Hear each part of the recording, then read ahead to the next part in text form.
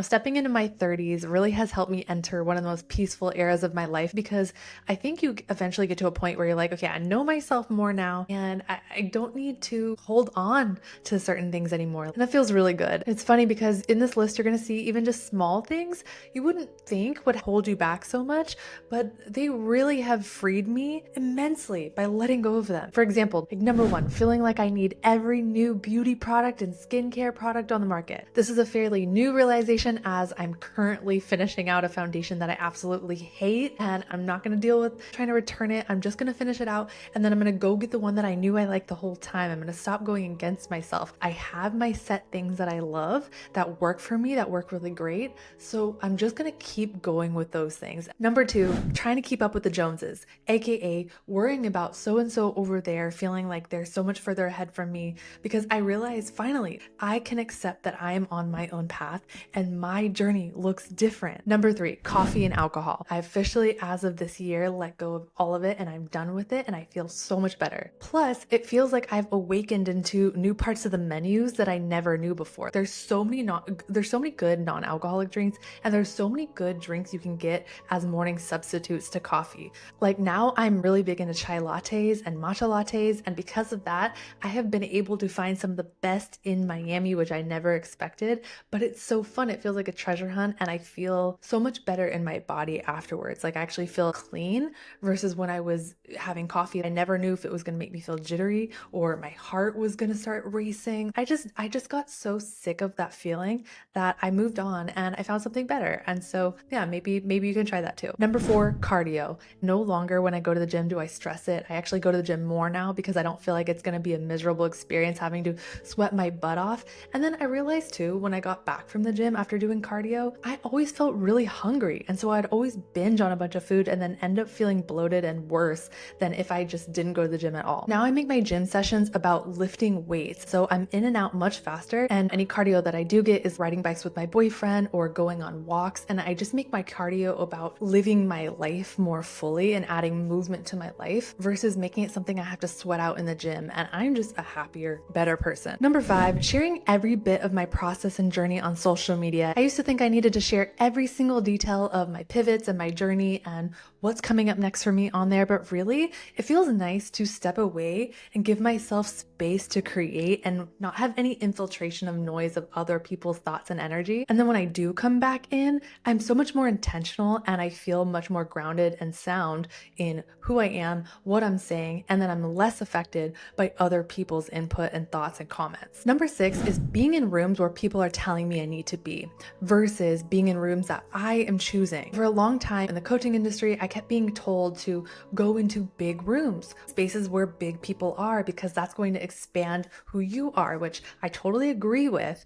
But the energy I was starting to feel was those rooms felt a lot of like taking versus other rooms that I wanted to be in felt more like they were giving. Like I felt replenished afterwards versus a full day conference that's focused on business. I definitely had less energy when I left the room. I felt more tired and exhausted and like I just spent a whole day exerting myself. So this year I promise I'm only going to be in rooms that I choose to be in and that I want to put myself in instead of letting myself get pressured into where quote unquote everybody is supposed to be. It's been the most freeing thing ever. Earlier this year I went to the Consciousness Awards and then actually this upcoming weekend I'm going to an Abraham Hicks event. And now some people might say this is a waste of money, but it fuels me up, it lights me up, and I feel like I'm more connected to who I am when I leave those rooms and I have more of a sense of purpose and clarity. And so to me, it still feels like a proper investment, just in a different way. Number seven, 10K months. Oh my gosh. I don't know if it's because I was in the coaching industry for so long, but when you begin to put an amount on a pedestal, you begin to do a lot of things just to hit certain numbers. I'm aware that money is energy, and if I feel energetic and like an expansive version of myself, money is going to come as a byproduct. And if I limit myself to focusing on 10K months, then I'm cutting off so much of the supply that I could be given. So I really changed my focus from numbers to energy. What do I want to do with the abundance that's coming in versus focusing on how do I get 10K months? It's a slight shift, but it's a pretty big one when you look at it from a longevity perspective. Number 8, going out to clubs, nightlife. Sounds pretty self-explanatory, but I do live in Miami, so that mindset is a bit of a black sheep. It really just doesn't align for me anymore. For me, my bigger goal is I want to feel optimal and my best every single day, and I need to go to bed at a certain time in order for that to happen and to create a good domino for me for the rest of the day. So I cut that one out pretty quick when I started realizing that it was affecting my most basic of goals. I just want to feel good in my body. That was like the first thing. I was like, hey, that's out. Number 9, conspiracy theories. Now, I actually find them very entertaining, and I do actually believe in a lot of them. And I think that these people that are giving us this information, they're deep diving. They're spending their entire lives in all this research, and then they're presenting their findings. They're doing a lot to give us information. So I believe a lot of it. But when I started putting a lot of energy towards listening to these on a regular basis, I was starting to go down rabbit holes because it was so addicting. It was starting to make my energy more negative and angry because I was focused so much on all the weird things that are going on in our world right now. Instead of putting my energy back into myself, into my goals, it was causing me to wake up in weird energies and weird mindsets, and it just kept me down. So I realized that that had to go as far as the focus is concerned. But every now and then I'll like look at it, but then I have to remember you can't go down the rabbit hole. You have to like one video and done. And I try to just not even do that because it's not what I want to create in my life. Number 10, along with that, mainstream music and TV. This was a hard one for me because I come from a hip hop dance background. So I love hip hop music, R&B music, like that is totally my vibe. But I think when you start to wake up to what's going on in this world, you start to pay attention more to things that you're consuming. I started paying attention to music lyrics and the overall tone and vibe of the songs. And when I reflected on it, it made me kind of sad. I don't even want my subconscious to soak it up. I started finding different artists, different music that made me feel good. And I've actually opened up my world to so many different incredible artists that feel really good to listen to that aren't just what the mainstream music industry is giving us and slamming down our throats. I'm empowering myself with choice. Number 11, getting fake nails. I used to be the girl that would get my nails done all the time. If I didn't have my nails done, I felt like something was wrong with me. But I started going on this journey where I realized I want a little bit more natural parts of me. Now I still get pedicures, but I'm really wanting to maintain more of the natural sides of myself. They're a work in progress, but I mean, I've just dedicated myself for the last couple months and they're starting to grow and it's starting to feel really fulfilling. I can grow beautiful nails. I don't need to put fake nails on. It's also really awesome to be able to see what's going on with my nails because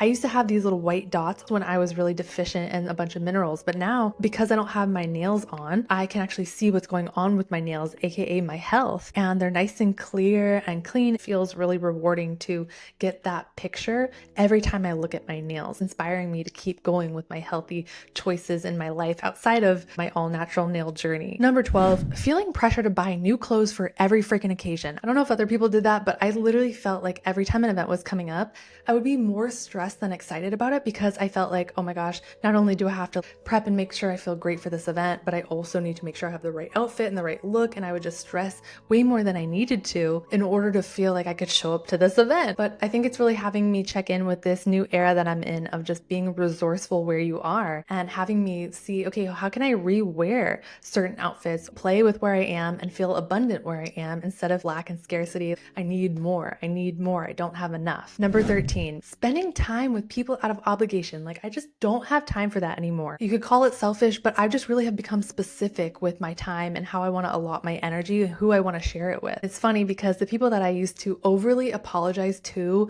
for feeling bad that I didn't make time for them or trying to make it up any way I could so that they knew that I cared and I loved them, as I've been stepping away from that, I've been seeing a lot of their true colors coming in, and it makes me feel like I'm making the right decision and creating space for the right people to come in. And I will tell you, I've been able to nurture so much better the relationships that are more for me and release with love the ones that felt pressuring. In turn, I feel like I'm getting an energy zap back in my life and my creative juices are flowing. That has shifted so many things in my life in a positive way, and so I have zero regrets. Number 14, caring about what people think and what they have to say about my pivots in my life. I have a video I just made recently talking about a lot of the changes and the pivots and the shifts I have made in this business in the last 4 to 5 years and how it's had me feeling all over the place. Where I've finally gotten to is I don't care about what anybody thinks of my pivots because I am moving from an aligned place every time. I'm moving from a place of I got higher guidance and that's what I'm being told to do and that's how I'm stepping. It doesn't matter if it makes sense to anybody else or not because I can't factor into how I move. Number 15, collagen powders.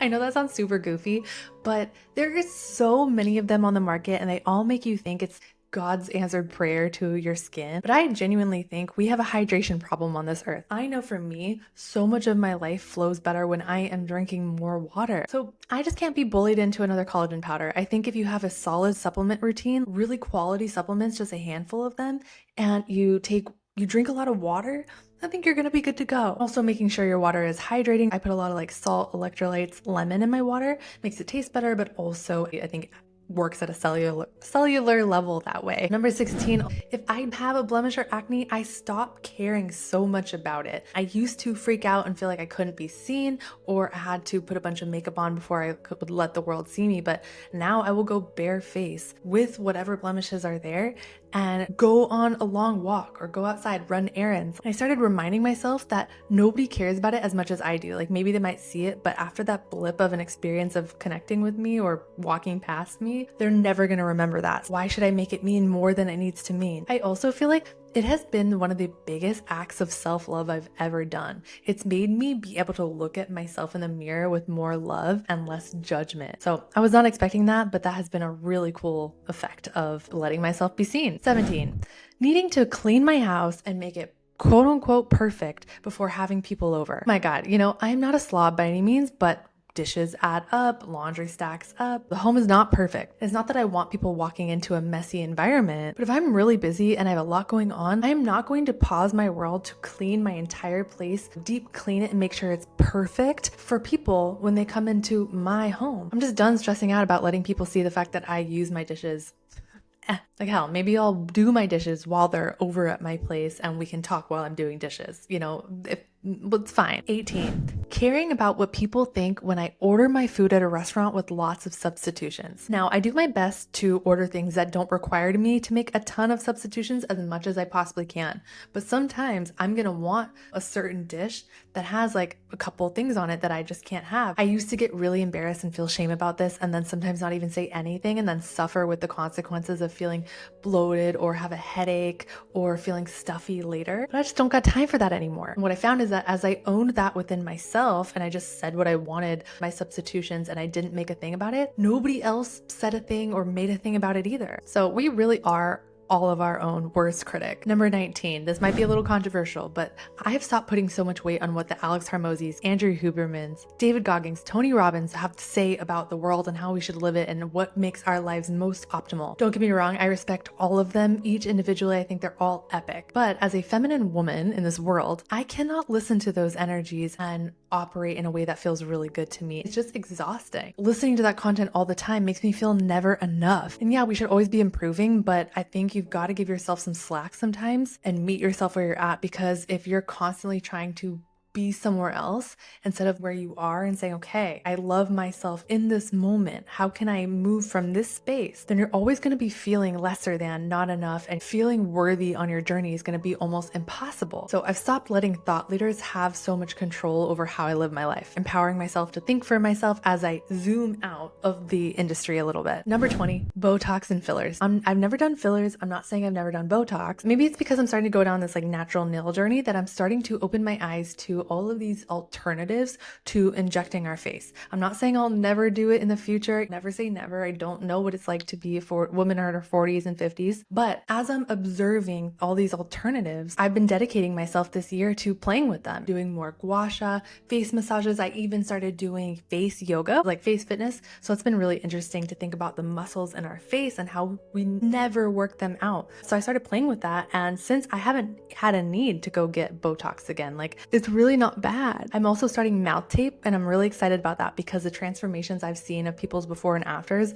simply by sleeping with a mouth-shaped tape on your mouth so you breathe through your nose is wild. So I'm practicing that. I'm practicing mewing more. I'm just starting to see what can I do instead of the quick fix. Number 21, seeing my period as something that is awful. Over the years, it's something that I've given myself more grace around, but still sometimes the pain can cause us to be a little bit like, oh, why is this happening? But I've started to understand that the wisdom we get around our periods is actually a huge blessing. It's actually a really big gift that we receive and men don't. If we can start to tune into the wisdom that we're getting during that time of our periods, we can see that we're basically being given steps and clarity and information about what's going on, and it will pull up our biggest triggers and the things that we need to work on. And if we can work on those, we can clear our path and start stepping into our greatness. We're pretty much being given a cheat code if we can tune into it. So I'm no longer getting upset at my period. What information is going to come through this time? Finding the gratitude, and that is giving me so much more peace every time it comes back around. And with that, I really do think that some of my symptoms have gone down because I'm not so full of frustration and wishing it wasn't happening. I'm really accepting what's going on. Number 22, eating the rainbow. Don't get me wrong, I love veggies and fruit. I'm all about them. But the moment I started prioritizing eating protein, I feel like the game changed for me. As I began to prioritize protein, I started noticing my energy levels picking up, my sleep was better, my digestion is better, my skin's better, I just feel better, and I have more energy at the gym, I'm getting more muscle. And it just makes sense when you look at the fact that protein is the building blocks for every system within our body. So we need more protein than we think we do. So when I started prioritizing protein over vegetables, I feel like I got my life back. Number 23, getting fully ready before making content. And now I know that I have a full face of makeup on right now, but as the girl who used to use a bunch of filters, and when I look back, I'm like, whoa, I was so filtered. You couldn't even see me. And now realizing that I want to be seen more and I feel safe to be seen more, it's brought me a lot of peace. And I have plenty of content where I'm not wearing makeup at all. So it's just a sense of whenever I feel like I want to get ready and whenever I'm fine without getting ready. It feels like I'm showing up much more in an authentic way than before, where it was like, I have to only let people see me in this light. I just feel really free and no longer am giving a crap about worrying about something like that really doesn't matter anyways. It is about the content. It is about serving. Number 24, trying to get the perfect manifestation formula down. If I hear another person telling me how to manifest, I'm going to lose it because I don't believe there's a specific right way to manifest. I think we all are creating all the time, and so we all do it different. It becomes a little bit dangerous when you hear people telling you, here's the formula, or here's how you do it, or join this masterclass and I'm going to teach you the way, because basically what they're doing is they're giving you what worked for them, but that doesn't mean it's going to work for you. I stopped worrying about doing anything perfect, and I focus more on the energy and who I'm being and how I'm showing up and how I feel, because everything is just energy anyways, and knowing yourself, trusting yourself, and taking steps in that faith every day. Number 25, this is really random, but I think I thought of this because it's the holiday season. No longer caring about decorating my place for the holidays. I don't know if I ever really did,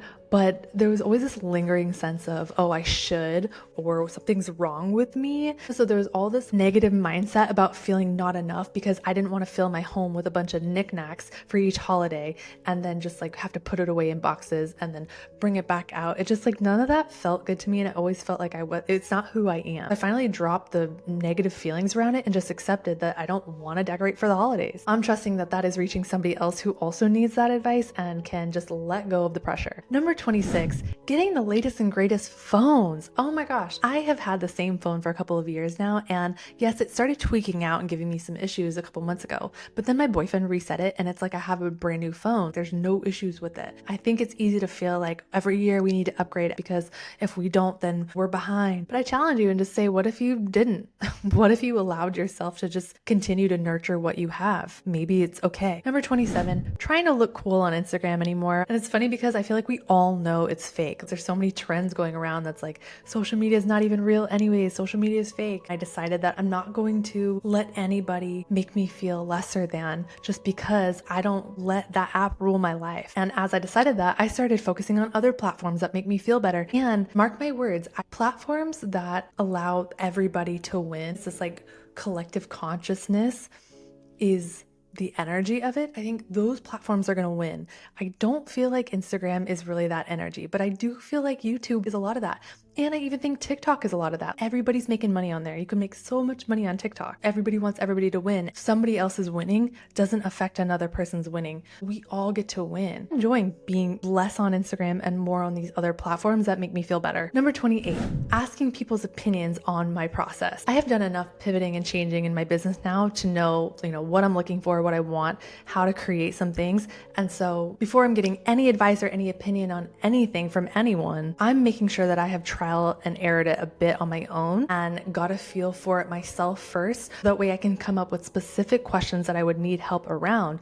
And then I would take it to somebody who can specifically answer those questions because that's an expertise of theirs. I'm not just blindly throwing it to family and friends anymore to see it and judge it and give me their thoughts on it before it's fully baked yet for them to look at. That's just the discernment I now have in my process, and I feel really good about that. Number 29, worrying about if I'm on the right path or not. I now believe that no matter what we do, we can't mess it up. We are always on the right path. That's because whenever we're in the valleys of life, the low points, I think that they're all happening for us. That way we can deeper clarify what we're wanting in our journeys. And if we didn't go through the valleys, we wouldn't be who we are today on the other side of it. We need those lessons in order to fully step into our best selves, our biggest potential coming online. So all of the experiences, high or low, are serving a purpose.